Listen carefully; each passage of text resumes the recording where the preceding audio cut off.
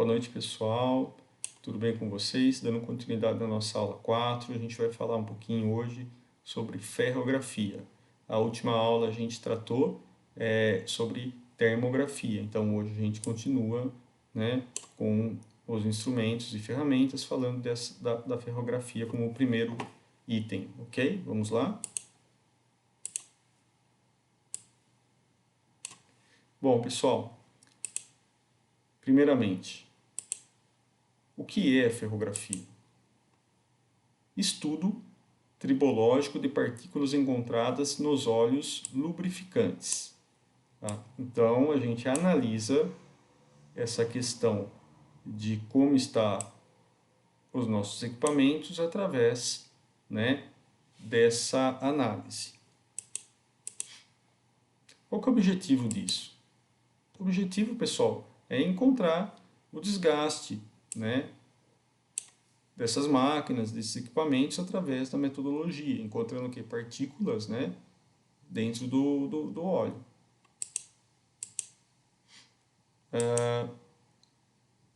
Com esse objetivo, pessoal, é proposto, né, quantificar a severidade dos desgastes de máquinas para pesquisas, né, para essas pesquisas de como está o desgaste do equipamento, alguns métodos, algumas premissas foram adotadas. Então, a gente tem que seguir, né, essas premissas para a gente ter um bom resultado no análise. Quais são elas?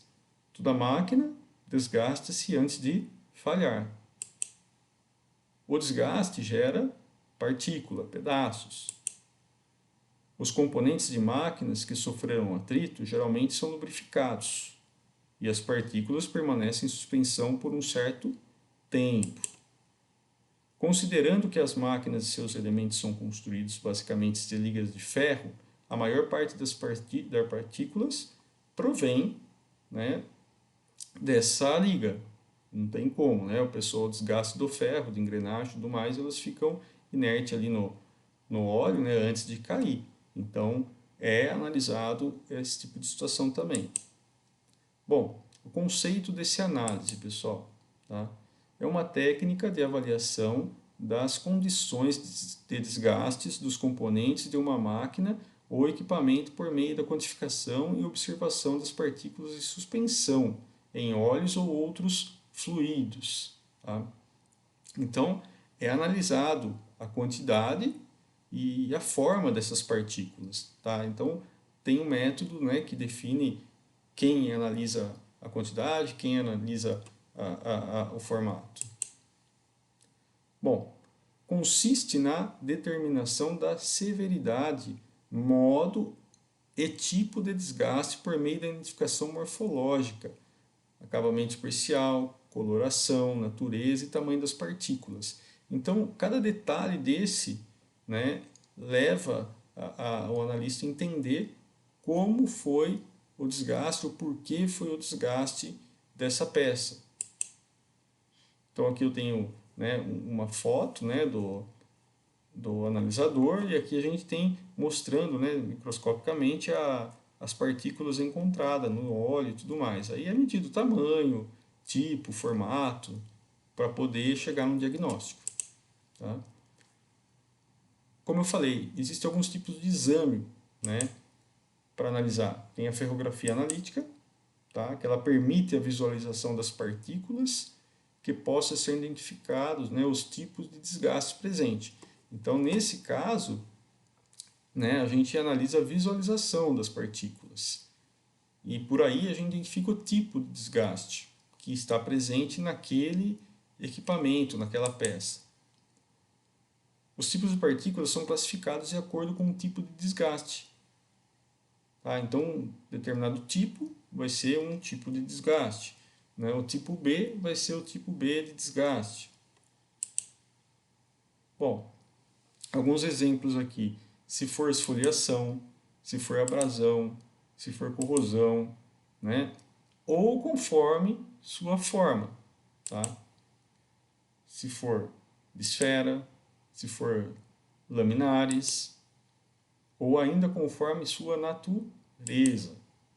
Se for polímeros, se for óxidos, se for contaminantes orgânicos. Então, tudo isso é analisado e o cruzamento desses dados nos leva ao tipo de desgaste do equipamento, através dessa análise.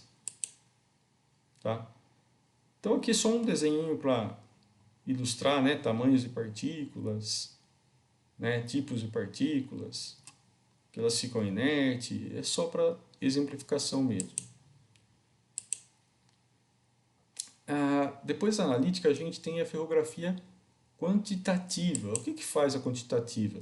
Ela utiliza os meios, né, os mesmos, vamos dizer assim, princípios da analítica. Tá? A diferença é no formato do corpo de prova e no método de leitura. Tá? Então, existe um corpo de prova que é colocado no equipamento para poder fazer o comparativo de tamanho de partículas. Tá? A diferença, então, da quantitativa para a analítica é o tamanho desse corpo de prova. Bom, analisa o tamanho e a quantidade das partículas. Partículas acima de 5 micromilímetros, né, passa a ser denominadas grandes. Partículas menores que 5 passa a ser classificado pequenas. Tá?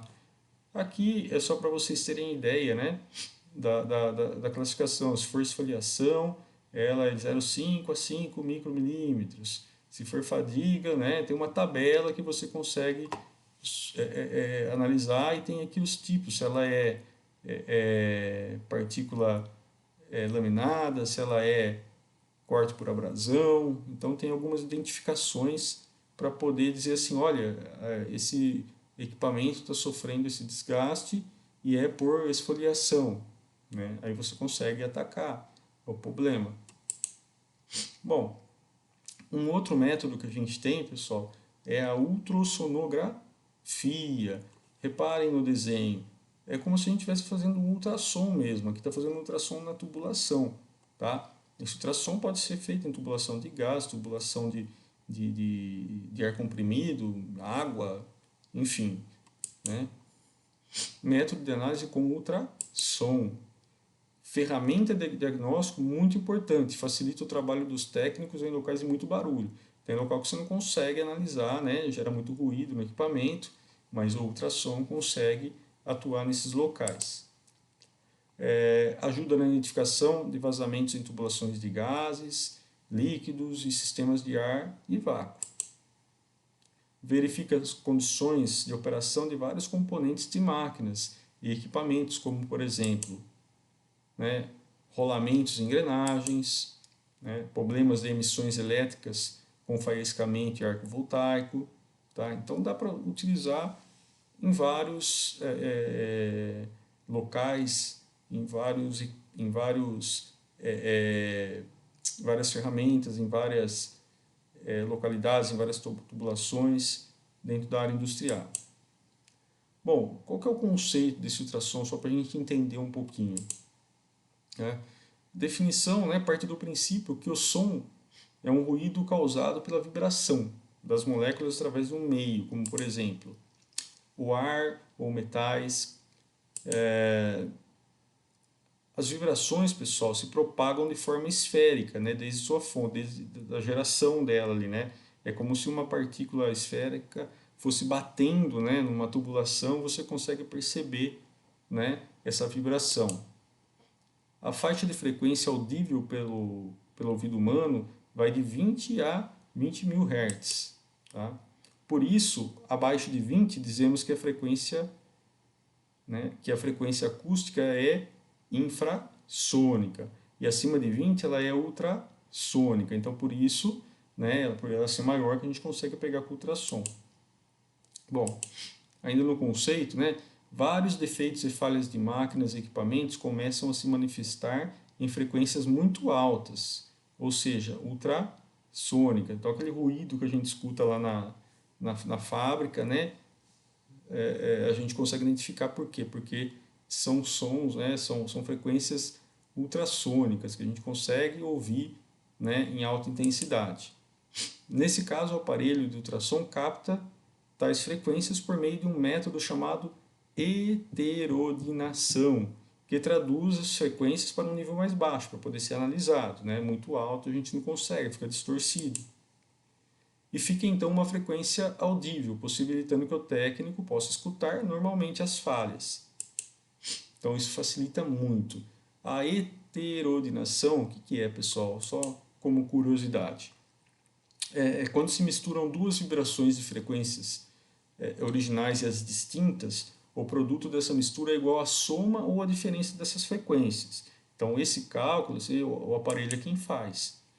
Cada uma dessas novas frequências tem a mesma característica das frequências originais, então fica fácil de coletar as informações. Esse fenômeno físico não só se verifica diante das vibrações acústicas, mas também como todo tipo de vibração. Ondas de várias frequências também é possível analisar. Bom, para ir concluindo, né, dos tópicos que a gente falou até agora, para a gente ter um conhecimento básico em relação a isso, né, pelo menos saber que existe esses tipos de análise, vem a análise de pressão, tá? Então, a análise de pressão, pessoal, a norma que rege isso, né, os vasos de pressão, as análises em vasos de pressão, é a BNT 15417, a NR13. Né? Então, é ela que estabelece os requisitos mínimos. Tá? Então, tem aqui uma imagem do pessoal fazendo aqui uma análise, né, de pressão, para ver como é que está, né, a pressão dentro desse vaso, para eliminar problemas, né, do vaso explodir, enfim. Então, o que são analisados, né? Onde que eu aplico essas análises de pressão, vamos dizer assim, tá? Em caldeiras, em vasos de pressão, em vasos de pressão e suas tubulações. Então, você, além de você verificar como é que está o casco ali né, do seu equipamento, você também evita acidentes, né? E também consegue descobrir vazamentos em tubulações de ar, por exemplo, comprimido. É típico, né, fazer essa análise. Então a gente acaba encontrando alguns tipos de vazamento. Então nos auxilia até nisso esse análise de pressão. Então vazamento de ar, por exemplo, é dinheiro que a gente está jogando no lixo, tá? Está jogando fora, ok? Por fim, é isso, pessoal, só para vocês conhecerem um pouquinho aí das ferramentas, né, dos equipamentos que existem para poder fazer essa inspeção, né, para poder fazer essa manutenção preditiva. Então, até a próxima. Muito obrigado.